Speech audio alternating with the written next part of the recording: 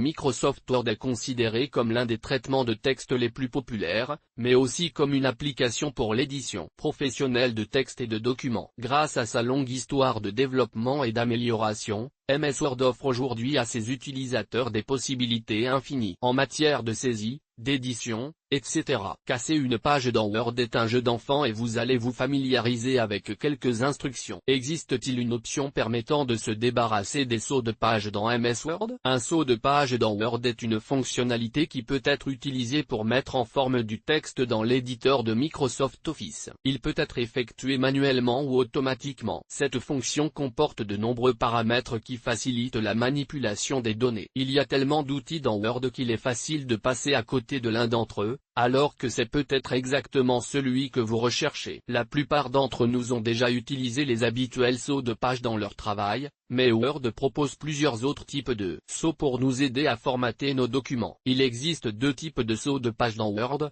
Des sauts de page automatiques sont ajoutés par Word lorsque vous passez d'une page à l'autre. Des sauts de page manuels peuvent être ajoutés n'importe où dans le document pour interrompre le document et passer à la page suivante. Malheureusement, vous ne pouvez pas supprimer les sauts de page automatiques, mais vous pouvez personnaliser leur emplacement. Vous pouvez contrôler la position des sauts de page manuels en les ajoutant vous-même. Dans cet article, nous allons vous dire ce que signifie le saut de page et comment le supprimer. Comment ajouter un saut de page à un document Microsoft Word? Un saut de page est un marqueur invisible qui sépare une page d'une autre dans Microsoft Word. Cette marque de formatage permet au texte de passer sans heurts d'une page à l'autre. L'imprimante utilise le saut de page lorsque vous souhaitez imprimer un document pour savoir où se termine la première page et où commence la deuxième. Avant de vous expliquer comment supprimer les sauts de page des documents Word, nous allons vous dire comment en ajouter. Par conséquent, si vous souhaitez ajouter des sauts de page à un document Microsoft Word, vous devez suivre les étapes suivantes. Déplacez le curseur à l'endroit où une page doit se terminer et où la page suivante doit commencer. Naviguez vers le ruban après cela, sélectionnez Insérer. Enfin,